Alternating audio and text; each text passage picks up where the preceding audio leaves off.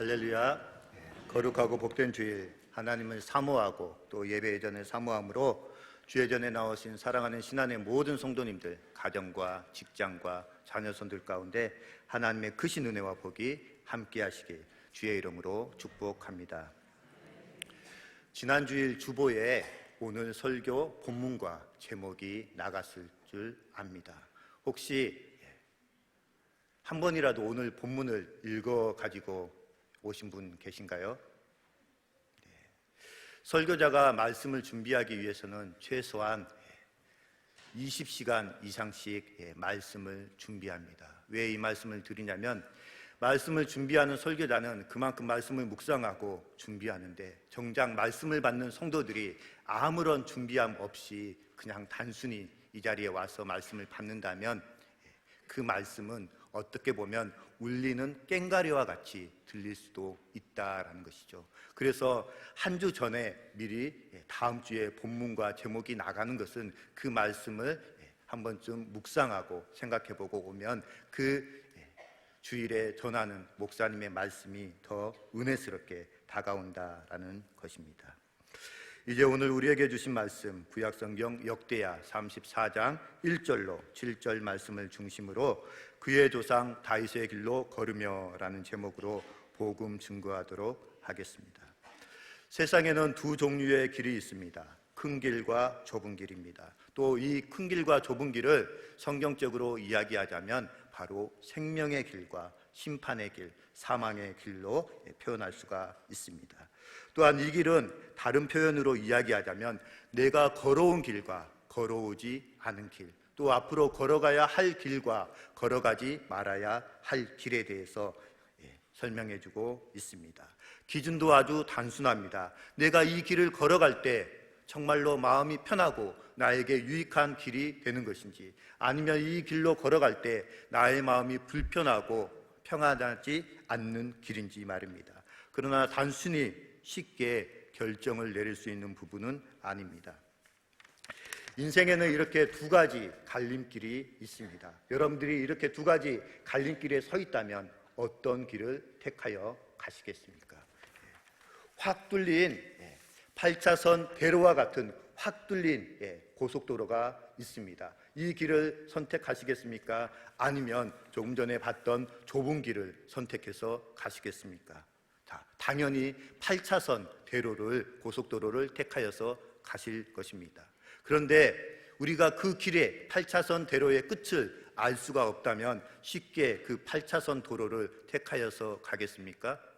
또 반대로 그 좁디 좁은 골목을 통과하면 이 8차선 대로와 같은 큰 대로가 나온다면 그 좁디 좁은 골목을 택하여 가지 않겠습니까?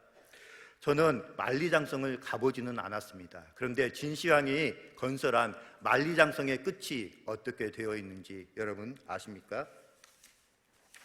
만리장성의 끝은 바로 바다 끝입니다. 그렇게 만리나 되는 길다란 길로 많은 사람들이 다니지만 정작 그 끝은 바다 끝으로 되어 있다라는 것입니다. 사랑하는 성도 여러분, 우리는 알 수 없는 인생길을 살아갑니다. 그 알 수 없는 인생길을 살아가기 때문에 잠언서 기자는 잠언 16장 9절에서 다음과 같이 말씀합니다. 사람이 마음으로 그의 길을 계획할지라도 그 걸음을 인도하시는 이는 여호와시니라. 또 구약성경 예레미야 10장 23절 말씀을 보면 다음과 같이 말씀합니다. 여호와여, 내가 알거니와 사람의 길이 자신에게 있지 아니하고 걸음을 지도함이 걷는 자에게 있지 아니하나이다. 전에 제가 설교를 하면서 찬양 한 곡을 소개하고 내용을 읽어드린 적이 있습니다. 그 원제목은 이렇습니다. 세상에 많은 진리 있다 해도입니다. 그 찬양의 가사는 다음과 같습니다. 세상에 많은 진리 있다 해도 나에겐 오직 하나, 많은 사람들 넓은 길로만 가나 나에겐 좁은 길이라네. 주님 가신 그 길을 걸어가는 것이 나의 가장 큰 소망, 주님 하신 그 말씀 이루는 것이 나의 가장 큰 기쁨. 세상에 외치는 자 많다 해도 나에겐 오직 하나, 길이요 진리요 생명 되신 오직 예수뿐이라네. 그렇습니다. 사랑하는 성도 여러분, 우리에게 있어서 구원의 길은 오직 예수 그리스도 한 분밖에 없는 줄 믿습니다. 이제 오늘 본문으로 들어가서 좁은 길, 진리의 길, 생명의 길로 걸어감으로 다윗 왕 이후에 가장 위대한 왕으로 칭찬받았던, 평가받았던 요시야 왕의 삶에 대해서 말씀을 드리고자 합니다. 사랑하는 성도님들에게 다윗 왕 다음으로 가장 위대한 왕을 꼽으라고 한다면 누구를 꼽으시겠습니까? 많은 사람들이 솔로몬 왕이나 또 기도의 왕 히스기야를 꼽을 것입니다. 그러나 저는 다윗 왕 다음으로 가장 위대했던 왕은 바로 요시야 왕이라고 말씀드리고 싶습니다. 그 이유를 설명드리기 전에 요시야 왕에 대해서 잠깐 간략하게 설명드리고자 합니다. 사랑하는 성도 여러분, 시작은 좋았으나 끝이 좋지 않게 끝난 왕들이 있습니다. 성경 인물들 가운데서 그러한 사람들을 찾아보자면 바로 우시야 왕 같은 사람입니다. 또한 솔로몬 왕도 마찬가지입니다. 처음에는 신실하게 하나님을 섬겼지만 그의 말년에 이방 신상을 섬기고 예루살렘 산당에 우상들을 데리고 옴으로 말미암아 말년에 타락하여서 하나님을 떠나게 되었다라는 것입니다. 또한 처음은 나빴으나 나중이 좋은 사람도 드물게 있었습니다. 바로 요시야 왕의 할아버지였던 므낫세 왕이 그러한 사람이었습니다. 또한 처음과 끝이 일치하는 삶을 살았던 그러한 왕들도 있습니다. 우리가 너무나도 잘 아는 다윗 왕이 그랬고요. 바로 오늘 본문의 주인공인 요시야 왕이 그러한 삶을 살았습니다. 이 요시야 왕이 더욱더 위대하고 빛난 것은 그의 환경이 어려웠기 때문입니다. 대부분의 사람들은 환경에 많은 영향을 받고 자랍니다. 왜냐하면 환경에 따라서 그 사람의 미래가 결정되기도 하기 때문입니다. 그러나 아무리 좋은 환경이라고 할지라도, 또한 아무리 좋지 않은 환경이라고 할지라도 좌절하지 않고 일어서서 역사에 남을 만한 그러한 거대한 일을 하는 사람들도 많이 있었습니다. 오늘 본문의 주인공인 요시야 왕이 바로 그러한 왕입니다. 열왕기하 23장 25절 말씀에는 이 요시야 왕에 대해서 다음과 같이 평가하고 있습니다.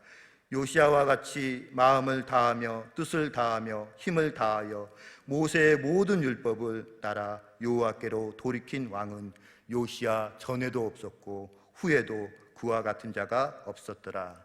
즉 한자 성어로 얘기하자면 전무후무한 축복을 받았다라는 것입니다. 전무후무란 말의 뜻은 전에도 없었고 앞으로도 그러한 일이 일어날 수 없다라는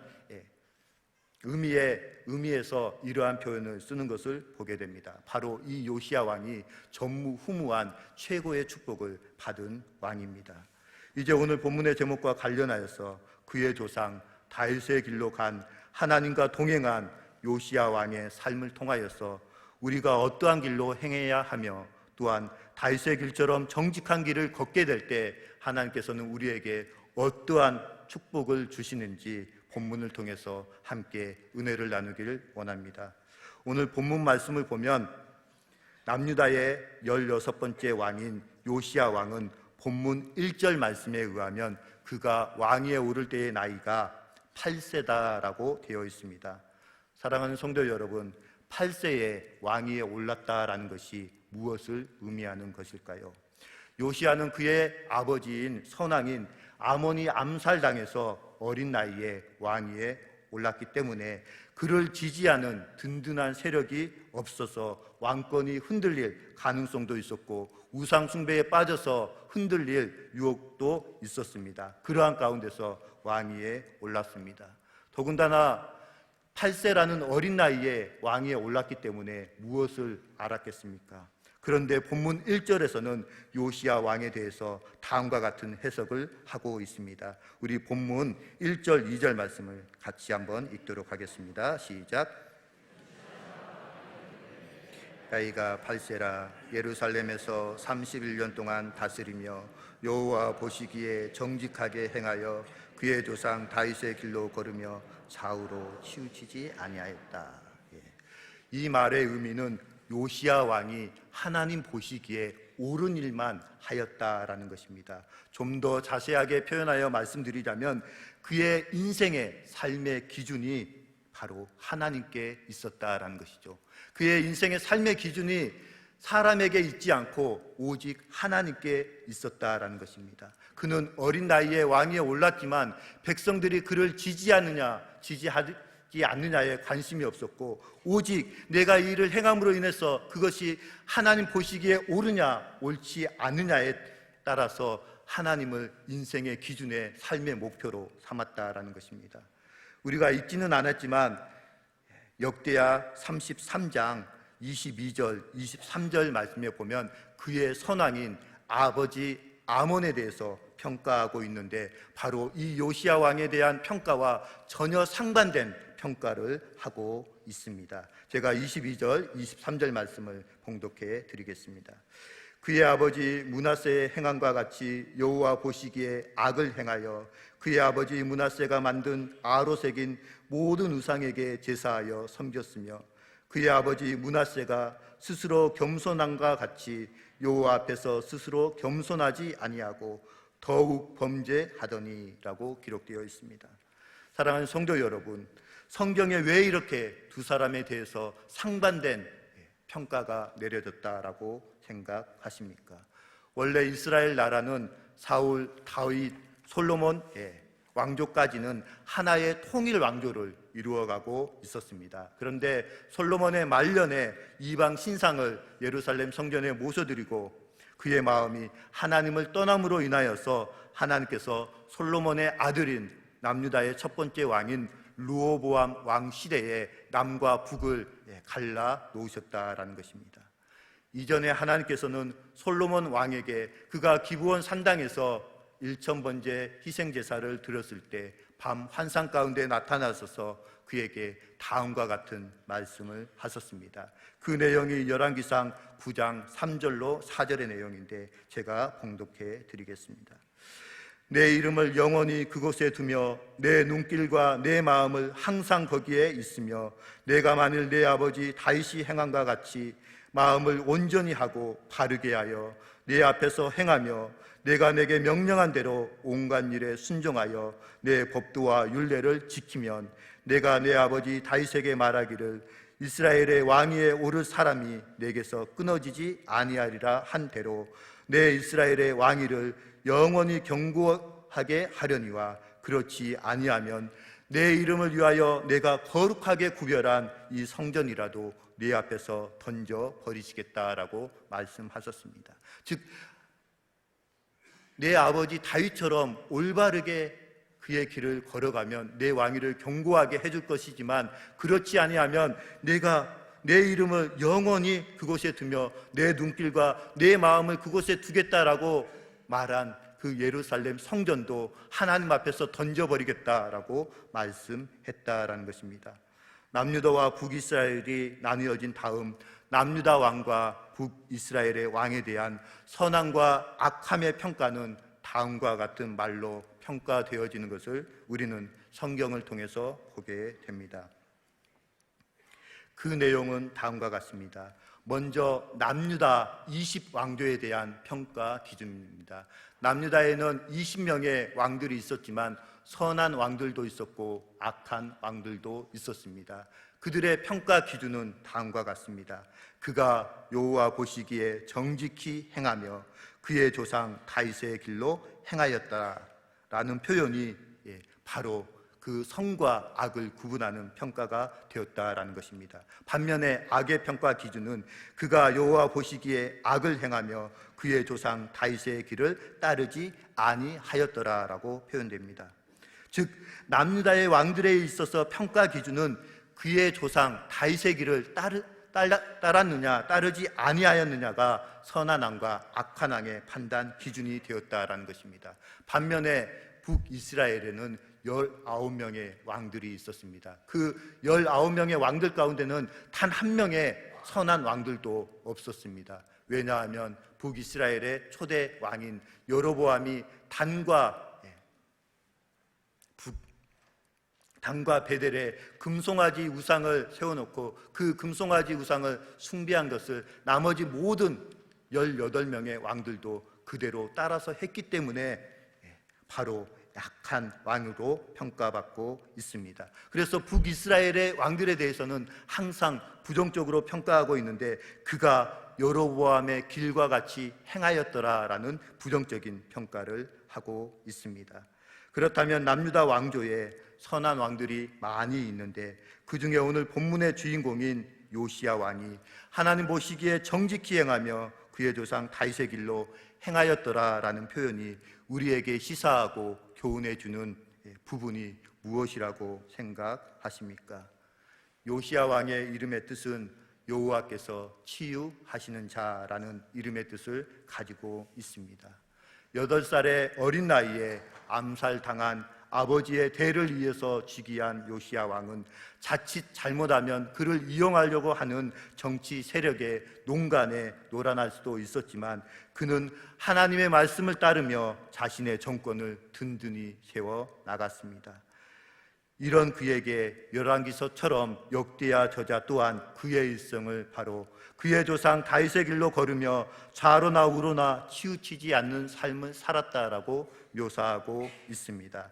좌로나 우로나 치우치지 아니한 삶을 살았다. 우리에게 교훈하는 바가 굉장히 크다라고 생각이 됩니다. 좌우로 치우치지 아니하였다라는 삶은 모세의 율법을 다 지켜서 그대로 행하였다라는 의미입니다. 그래서 역대기의 저자는 바로 이러한 요시야 왕의 모든 행적과 종교적인 삶을 칭찬하면서 인정하고 있습니다. 좌로나 우로나 치우치지 말라라는 표현에 대해서 구약성경 여호수아 1장 7절 말씀은 다음과 같이 말씀합니다. 모세를 대신해서 이스라엘 백성들을 가나안 땅으로 인도하여 낼 여호수아 장군에게 하나님께서는 다음과 같이 말씀하셨습니다. 오직 강하고 극히 담대하여 나의 종 모세가 내게 명령한 대로 다 지켜 행하고 좌로나 우로나 치우치지 말라. 그리하면 내가 어디로 가든지 형통하리라 라고 말씀하고 있습니다.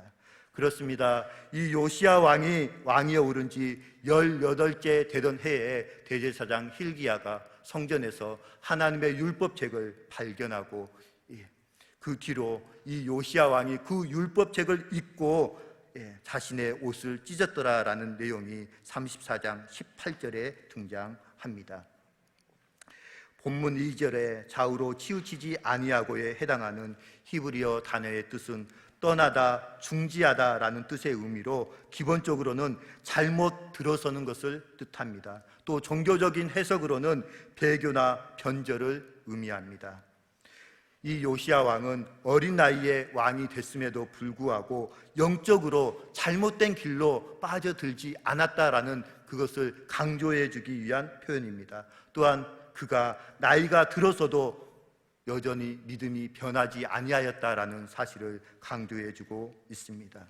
사랑하는 성도 여러분, 좌우로 치우치지 아니하였다라는 이 표현은 사무엘상 6장 말씀에 보면 하나님의 언약궤를 메고 벳세메스로 향하여서 가는 전나는 암소 2마리의 모습을 연상케 합니다. 그 암소 둘은 어린 송아지들을 들고 벳세메까지 가면서 울었습니다.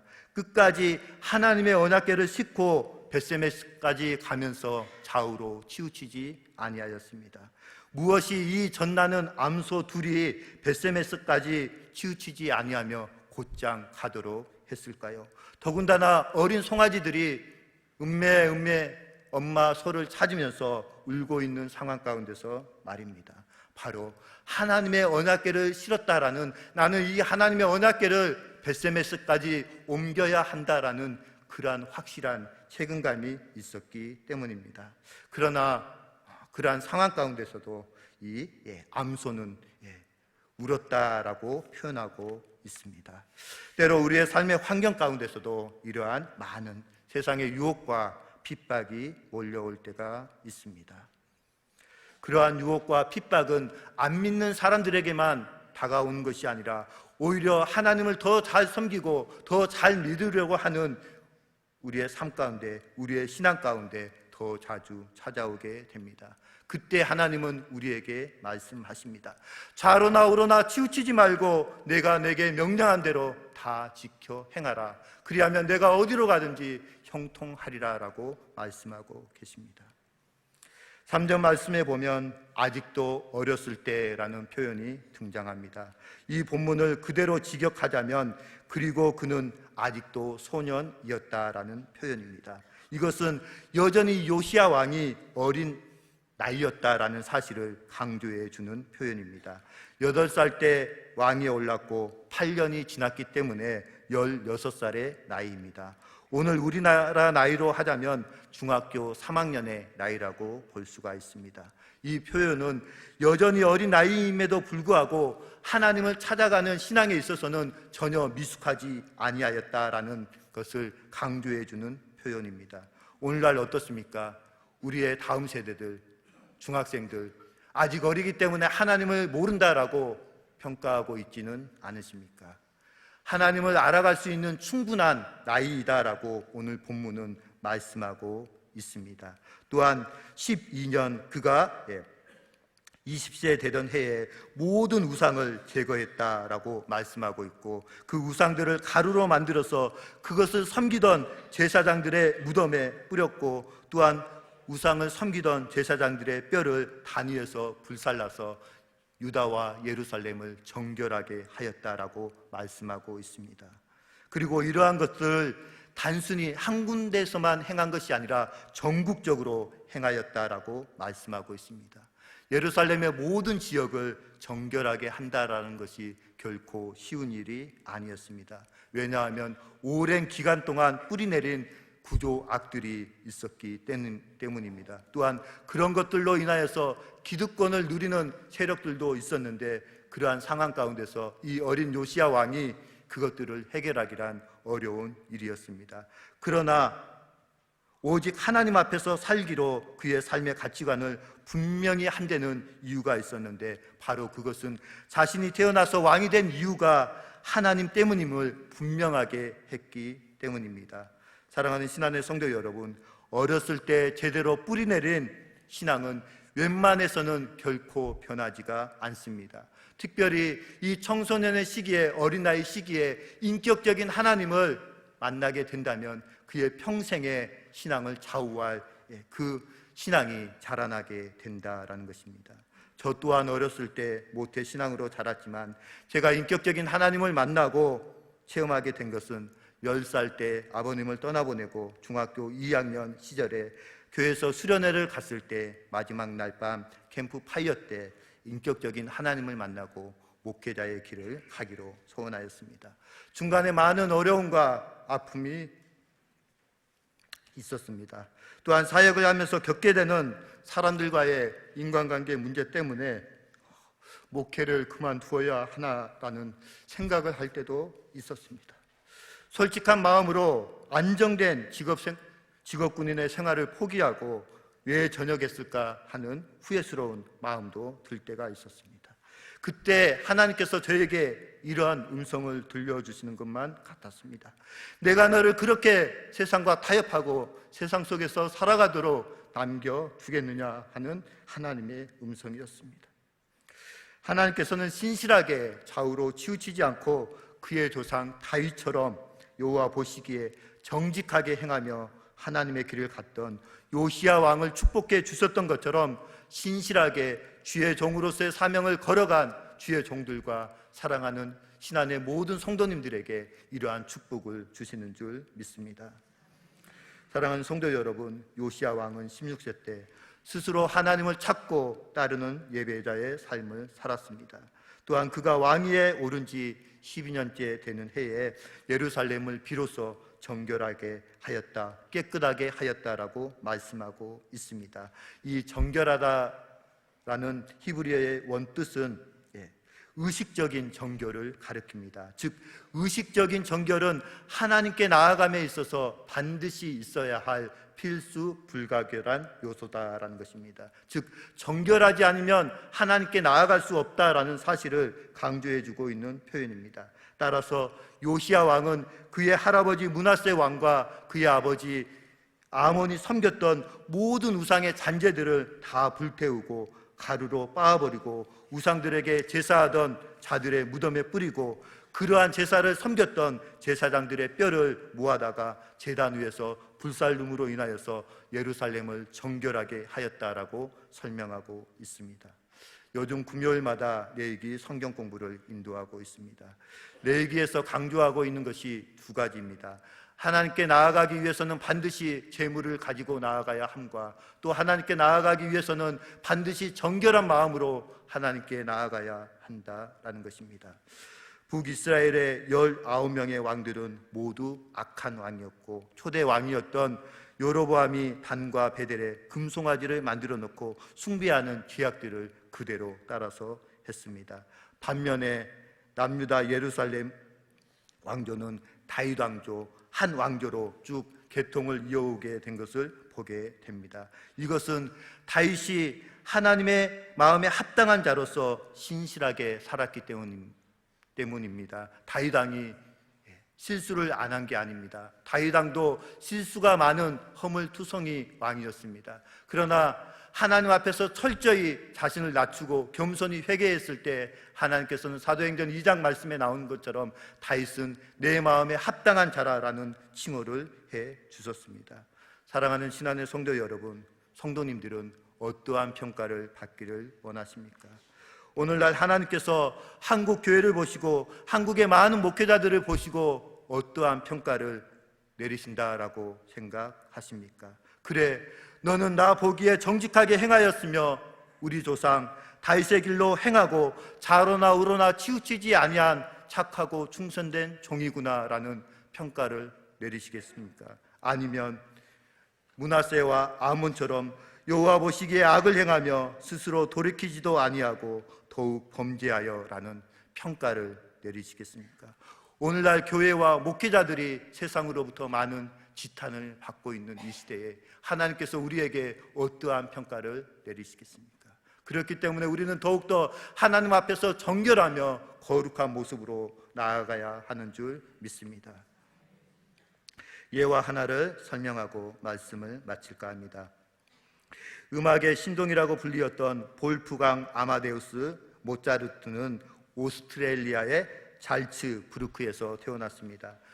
모차르트는 3살 때에 성당에서 울리는 종소리를 듣고 하프의 C코드를 정확하게 쳤습니다. 아무도 알려주지 않았지만 타고난 음악적인 재능으로 종소리를 듣고 그 음을 틀리지 않게 쳤다라고 합니다. 또한 그가 5살 때에는 몇 개의 작품을 작곡하고 6살 때에는 유럽의 여러 나라로 연주 여행을 다녔습니다. 모차르트가 태어난 잘츠부르크에는 모차르트가 17살까지 살았다는 생가가 박물관으로 보존되어 있습니다. 그러나 이 모차르트는 35세의 젊은 나이에 요절을 하였습니다. 그러나 짧은 인생을 살아갔음에도 불구하고 그가 이루어 놓은 일이나 그가 남긴 흔적이 워낙 큽니다. 모차르트의 자장가나 모차르트의 교향곡을 들으면 음악하는 모든 사람들이 감동을 느끼고 마음의 감명을 받게 됩니다. 세계 어디에서나 자신이 만든 음악이 흘러나오는 위대한 작곡가의 재능은 이처럼 어려서부터 드러나기 시작하였고 아직 젊은 때에 세계의 많은 사람들에게 크고 작은 영향력을 끼친 위대한 곡들을 이 모차르트가 썼다라는 사실입니다. 어린 시절 우리 중에 정말 위대한 사람이 나올 수 있다라는 이야기를 해주며 우리를 격려해 준 많은 선생님들과 또 목회자와 또 부모님들이 있는 줄 압니다.